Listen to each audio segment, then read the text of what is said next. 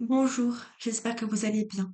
Aujourd'hui, nous allons continuer la biographie de André Malraux. Euh, Petit 4. Un authentique romancier.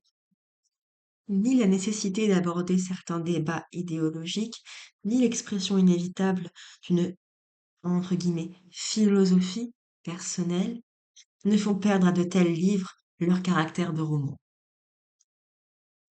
Le rôle de Malraux a au contraire consisté à faire admettre l'incorporation d'éléments, par nature non romanesques, à des récits qui restent captivants pour l'imagination et la sensibilité. Sur un point, surtout sa priorité s'affirme.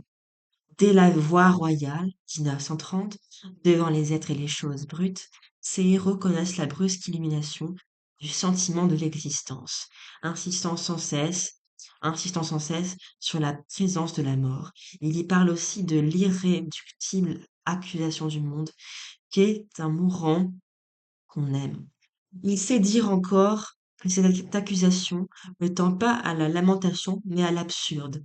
Enfin, dans l'Espoir, 1937, il écrit déjà que la mort transforme la vie en destin. Bien des thèmes et des formules même que l'existentialisme répandra. Confère, page 601. Dans cette page,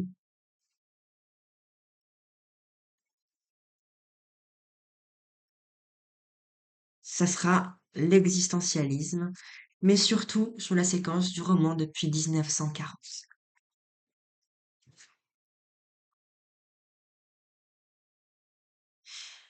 Figure déjà chez lui.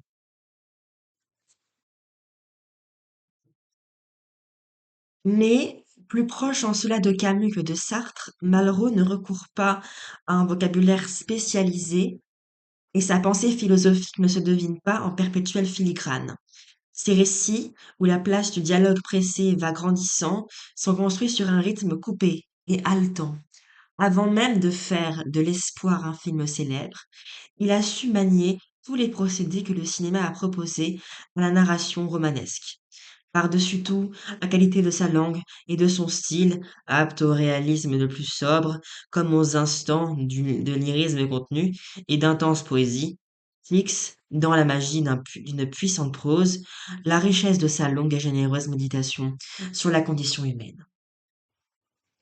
Petit 5, le cycle d'Extrême-Orient. Trois romans évoquent d'abord, loin d'Europe, le pouvoir révélateur des luttes idéologiques. Prélude à la présentation la plus large des différents types de révolutionnaires que la condition humaine achèvera, les conquérants situent leur action en 1925 entre Hong Kong et Canton.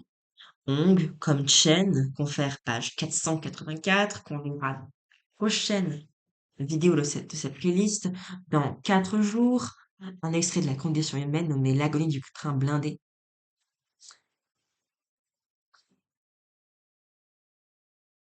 Et le pur terroriste, dangereux par son action individuelle. Borodine, strict exécutant des consignes du Parti communiste, le fera mettre à mort, alors que Garine, le héros principal, le soutient jusqu'au bout, par sympathie.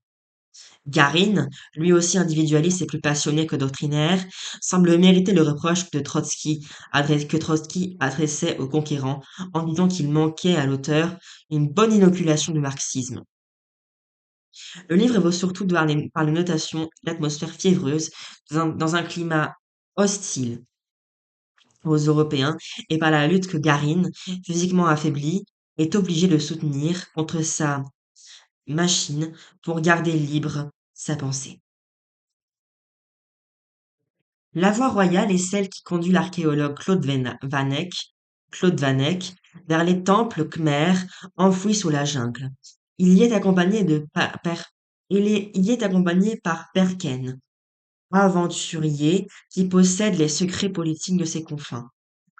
Tous deux partent à la recherche de Grabo, prisonnier des Moïse, qui l'ont réduit à l'état d'épave humaine. La souffrance et la mort fournissent à Malraux les premières variations sur ces thèmes les plus frappants. L'unité de son œuvre se révèle déjà ici. En effet, Van Eyck professe par avance la théorie des voies du silence. Confère, page 675. Donc, ça sera notamment à la séquence sur la critique. Et donc, je vais vous mettre la vidéo en description. C'est la vidéo L'art est un anti-destin d'André Malraux. Citation. On dirait qu'en art, le temps n'existe pas.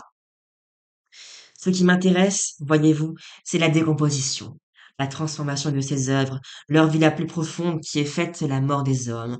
Toute œuvre d'art, en somme, tend à devenir un mythe.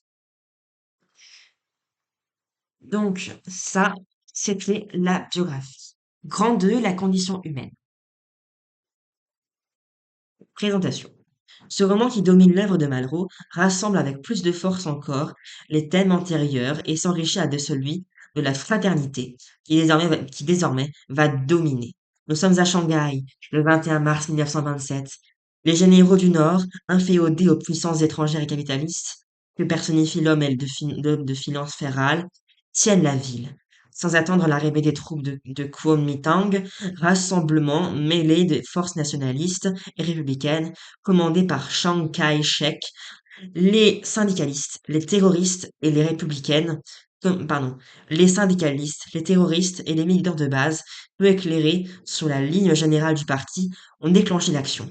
Toute une galerie de portraits défile. Katov, lutteur chevronné qui a connu la révolution russe de 1917, Emelryk, qui est retenu par sa femme et ses enfants misérables, Chen, le terroriste qui veut se sauver du désarroi par l'action furieuse, le métis Kyojizor, mari de la doctoresse Mei, qui se bat au nom d'un idéal déterminé. Le vieux Gisors, intellectuel communiste, maître à penser de Chen et de son propre fils, domine avec angoisse la mêlée. Une suite d'épisodes précipités évoque l'action confuse des différents groupes qui prennent possession de la ville. Merci à regarder. Au revoir.